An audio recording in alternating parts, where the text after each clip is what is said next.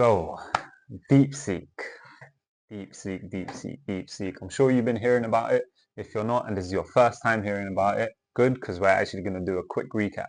For those of you that are into the world of AI, you'll probably know some of this stuff. But for those of you that don't know too much, and I'll be honest, most people don't know too much because this stuff is either uninteresting, very colonial, very just like unethical or like tapped. Um, Very understandably, a lot of people take space from it. Regardless, we're going to do a short deep dive, or rather like a deep short dive. I don't really know how, but I'm going to quickly break down why the last few days has revolutionized AI and the AI world and what that means for you. And honestly, us man need to keep up with this because if we don't, give it another year or two, maybe even 5, we're going to be blown out of the water and we're not going to know what we're actually dealing with. Regardless, let's start from the jump. We need to firstly understand what an AI is and what these generative models are. So, most generative models that you're going to be seeing are going to be working with text, and those AIs are called LLMs. LLM stands for large language model, and as it suggests, it only deals with text. There are also diffusion models, and diffusion models are the ones that handle images, right? But regardless, we're going to be focusing on LLMs today. Sorry about that. We're going to be focusing on LLMs today, and I'm going to quickly break down what that means. A large language model is a model that has been trained on a lot of data, namely from the internet, to be able to essentially create an AI that can best guess what the next word is. They operate on something called tokens. So each word would basically be a token, and these AIs are trained hundreds, thousands, tens of thousands of times to essentially get better at guessing what the next word is.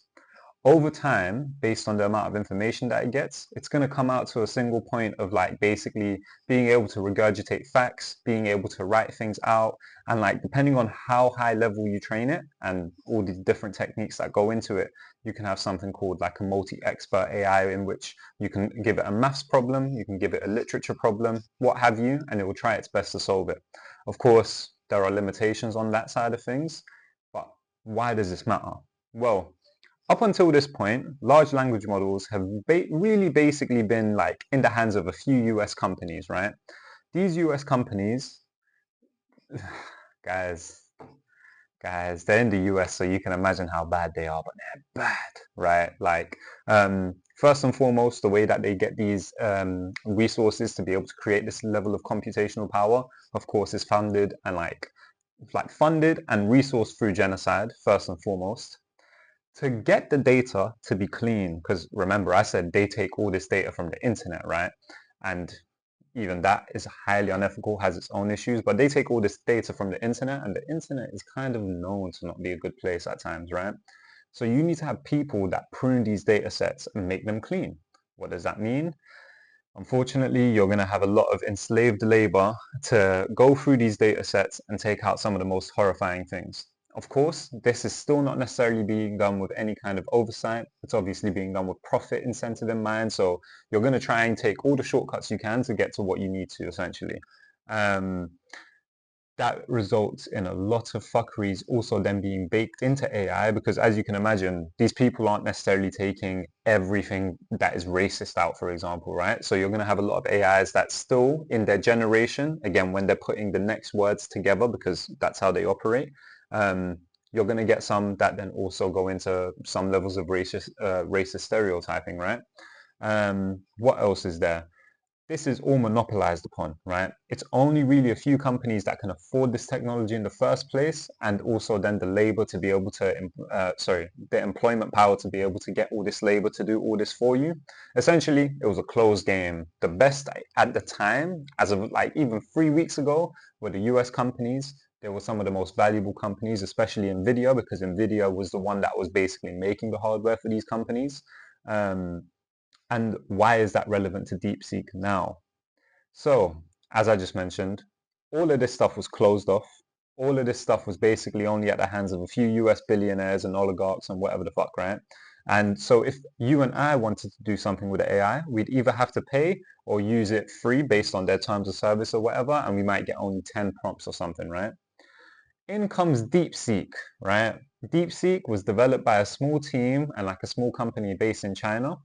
And for essentially a fraction of the same computation power and a fraction of the, I guess, like, how would I even say, like the labor power? Because in comparison, imagine the US has had government subsidies in the hundreds of billions basically to operate on this. They have stock investors, whatever, whatever.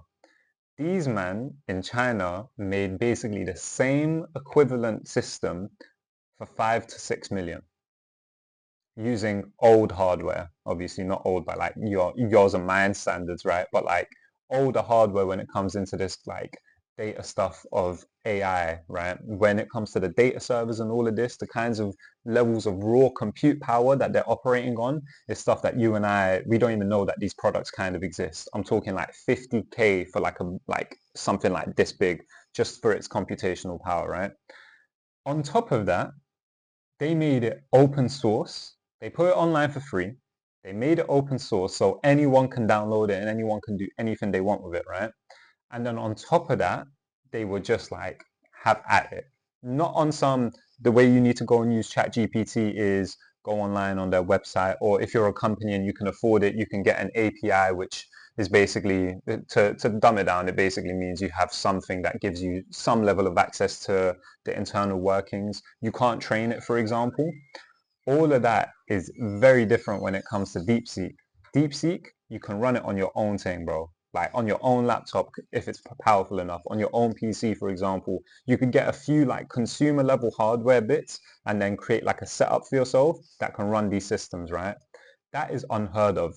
2 weeks ago, the world of AI and AI development and research was basically closed off. 2 weeks, as in right now, it has basically become open source and available for everyone. Because what DeepSeek and them man are doing is basically as efficient as whatever them man had anyway. And the worst part about it for the US people is because of that change, because investors, companies, everyone all over the world is saying, yo, wait, these man did it for 6 mil. Why the fuck am I giving you billions? All of them took their money out. And that's why the stock market crashed in the way that it did for the US. Um, to add further insult to injury, the DeepSeek team have also released a new model called Janus, Janus Pro 7B. Janus Pro is the opposite, I'll say opposite, but it's the different version of generative AIs that I was speaking about earlier. We have the LLMs that focus on text. Janus is the diffusion models that focus on imaging, and it's also very, very high level, also open source, also free. Certain people are like, oh, there's like some data privacy concerns that I have when like bare people are using their website to use DeepSeek and stuff. I'm not necessarily going to chat about the validity of data privacy or whatever, but first and foremost, I think that's hypocritical of anyone in the West to say. Secondly, though, the data concerns don't actually matter the second that you download it. I already said it's open source and it's free for consumers to download, right? If you download it onto your own hardware, it all runs locally. I know one of the biggest concerns of AIs and stuff is like, yo, what about climate change, etc., etc. Yes, correct.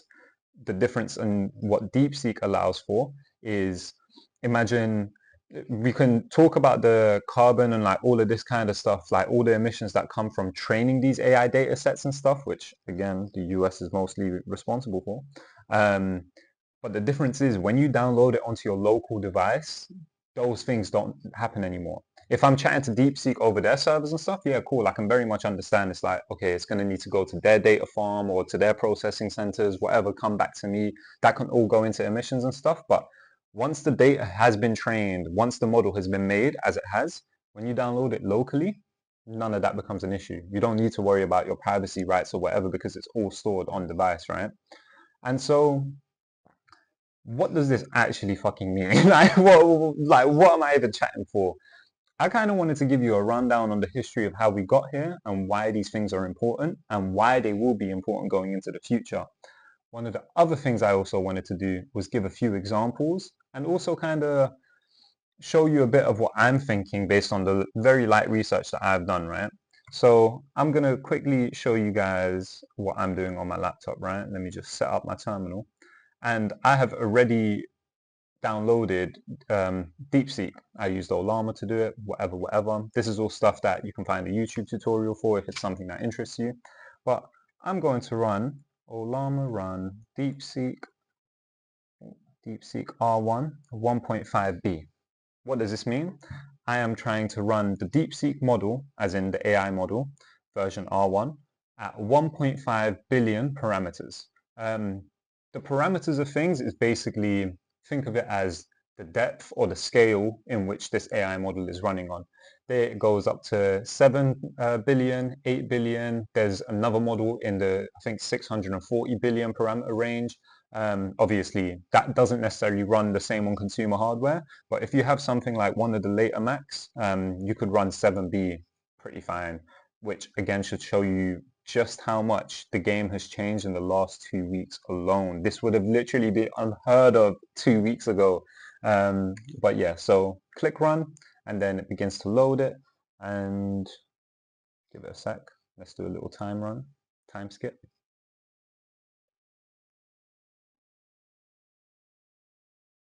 There we go. So let's say I wanted to ask a question about anything.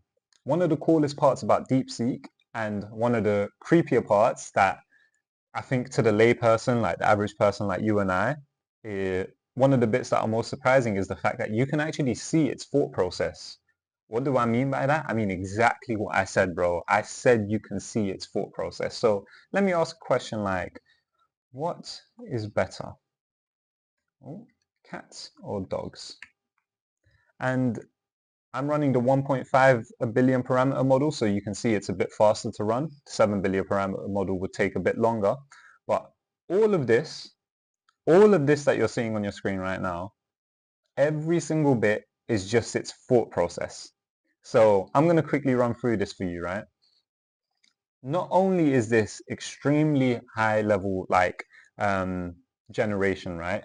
It shows you from the jump what it's thinking. So you can see it's got two tags here with the think, and that shows you that it's in its thinking mode. And then over that it goes, okay, I'm trying to figure out which one's better. Oh, first off, on the other hand, actually, what about exercise? But purposing and companionship are big factors. Cost is another consideration. You can see it think like a human, bro.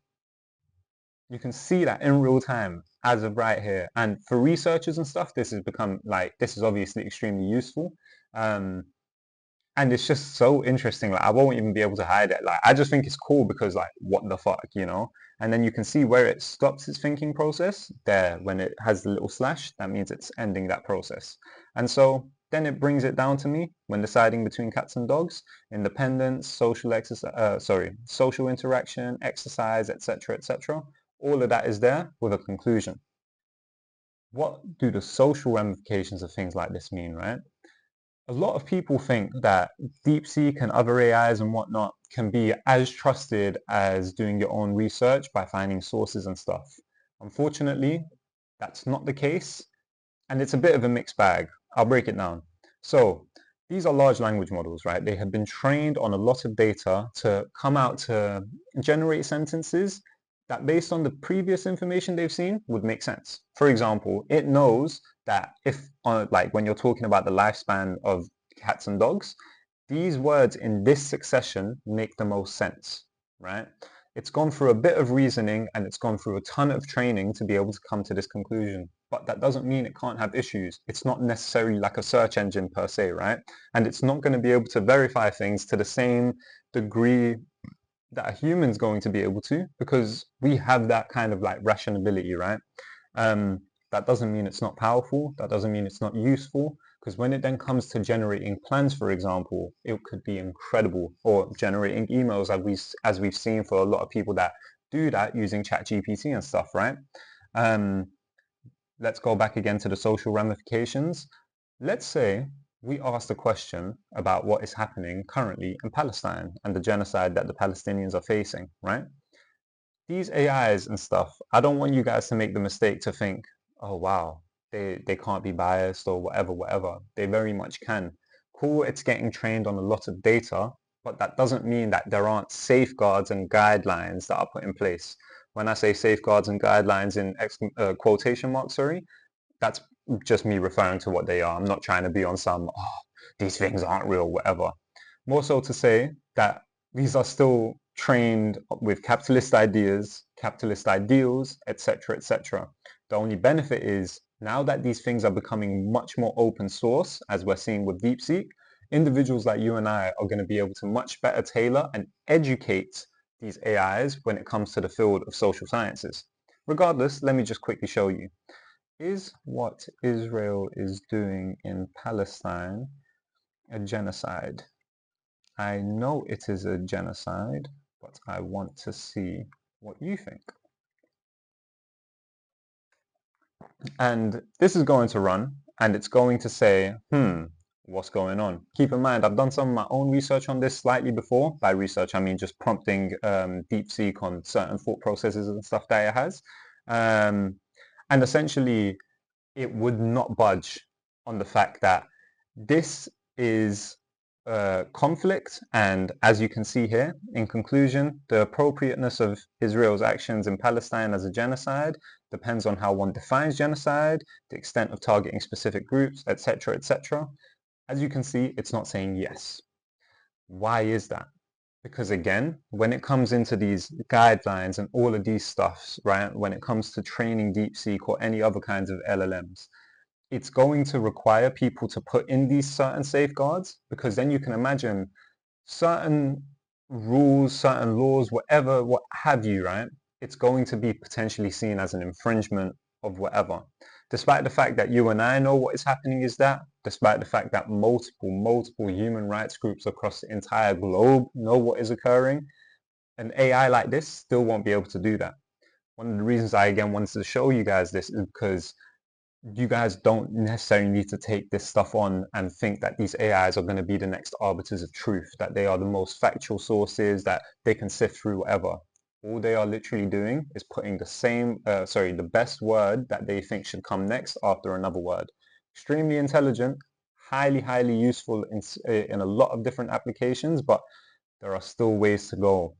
When we think of AIs, when we think of computer science as a whole, when we remove the social aspect out of them, we're cooked, bro. I can very much tell you because of outcomes like this.